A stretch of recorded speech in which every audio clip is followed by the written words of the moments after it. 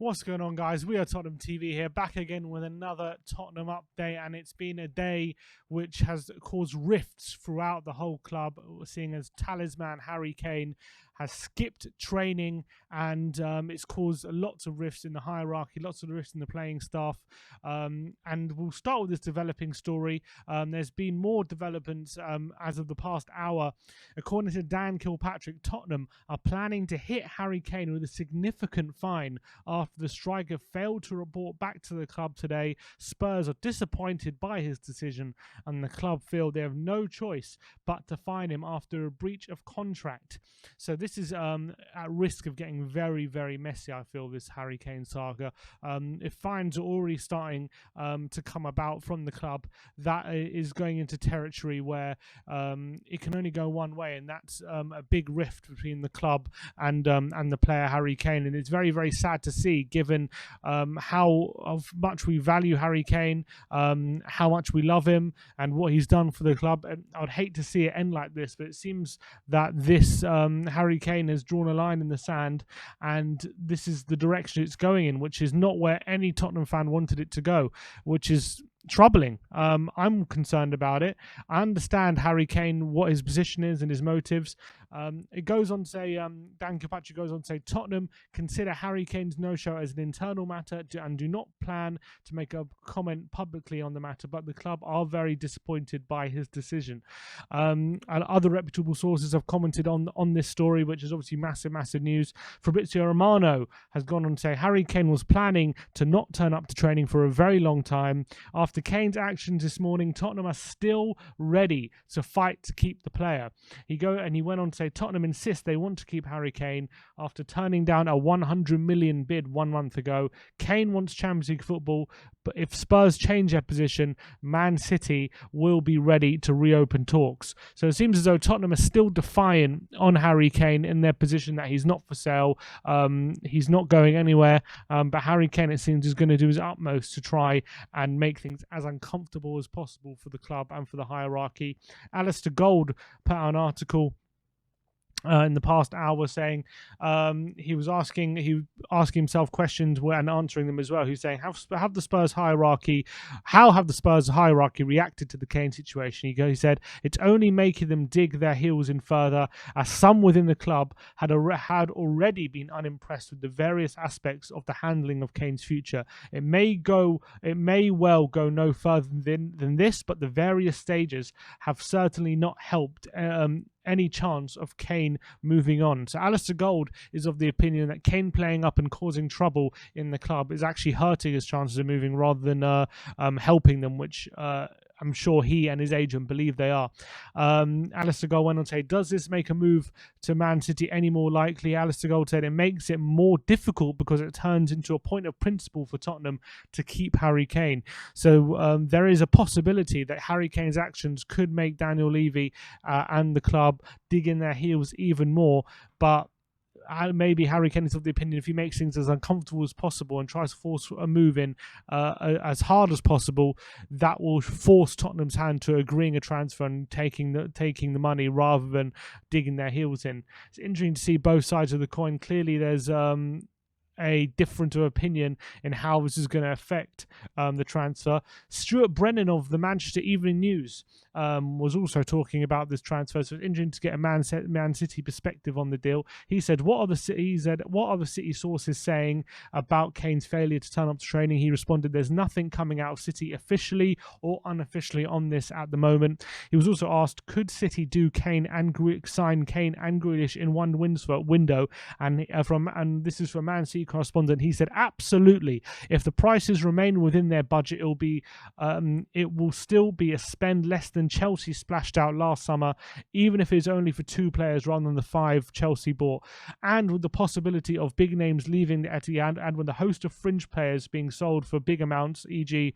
Angelino for 16 million, Jack Harrison for 13 million, Lucas Inchemcha for 8.5 million, even Ilicic for 7 million, as well as getting 11 million through the door from the Jadon Sancho transfer to Man United, the outlay looks even more manageable. And then he was asked the final question: what is City's current stance on the Kane situation? And he said they have said very little, other than demolishing the notion that they were preparing to pay 160 million for him. So Stuart Brennan has ruled out the idea that Man City are going to spend 160 million on Harry Kane. However, that is Tottenham's price. So whether that is a stumbling block in the deal, Man City unwilling to meet Tottenham's price, is going to be very interesting from now to the end of the window. It looks like it's going to be a very messy one. It looks like there's going to be a lot of moving parts and a lot of twists and turns from now to the end of the window in this transfer, whether Man City stump up the cash, whether Tottenham dig in their heels. I, for one, still think if Man City are not prepared to go to 150 million, they're dealing with the most hard negotiator in the game in Daniel Levy. So it's going to be very, very difficult. Sorry. It's going to be very, very difficult for them to negotiate with Levy if they're not willing to meet the price. And he's done it before. He did it with Real Madrid in the Gareth Bale deal, who wasn't going to accept a penny less than the world record fee. And it seems like when it comes to Harry Kane, Levy is adamant he's not for sale and he's not going to sell for any less than the asking price. So I can see this one dragging on. I hope Harry Kane doesn't go any further in his protests and going to training and all that kind of stuff. But by the looks of things, he's prepared to go a lot harder than a lot of Spurs fans expected.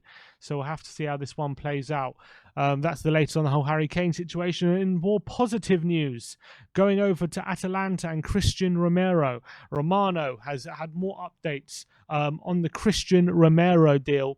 And he says, the situation between Tottenham and Atalanta was a tense one after the meetings on Friday night, but the situation has changed. Both sides are now feeling confident a deal can be completed. The situation is now positive for Tottenham, but the bid has not yet been accepted from Atalanta. He goes on to say, Atalanta are working on a replacement and are looking at Merih Demiral, but a bid hasn't yet been accepted for Romero. And our good friend Romeo Agresti, who's a Juventus correspondent, went on to say that there's a big opportunity that Demiral could sign for Atalanta from Juventus this summer, as Juventus are willing to do a deal. So it looks like at the moment we are just awaiting Atalanta to agree a deal for Romero's replacement, and the deal is going to go through. This one is definitely moving in the right direction and positive direction after what had seemed that it was going to be very tense meetings at the end of last week, and it looked like the deal might be breaking down. But it looks everyone seems to be on the same page, and it's going to be confident this is going through. I'm getting very excited that we're going to get a defender Romero through the door. However, when it comes to rejuvenating our defense, we can't stop at just Christian Romero. However good he is, which he is, extremely good defender and an exciting purchase, we can't rest on our laurels and think just Romero is going to be good enough. So I urge the hierarchy to make sure they get other deals through the door in the back line, to make sure we're completely rejuvenated at the back and up to speed. Otherwise, a Romero deal is going to improve us, but it won't close the gap as much as we had hoped. So that's all we have to say at the moment for the Romero deal. I think Demiral would be a very good signing for Atalanta if they can get him through the door, and a good replacement for Romero. So I think it could be a win-win for everyone. Apparently Atalanta have already gone through the process of the automatic buyback option from Juventus. So we'll see how this one plays out, but it looks to be moving in the right direction. Last story we have for you today is from Matt Law from The Telegraph, and he is talking about Davinson Sanchez, and he says Sevilla appear to be preparing for the potential departure of Koundé by renewing their interest in Tottenham's Davinson Sanchez. And that is a positive step, I think, for Spurs, seeing as we're desperate to get Sanchez off our books, seeing the struggles he's had over the past few years.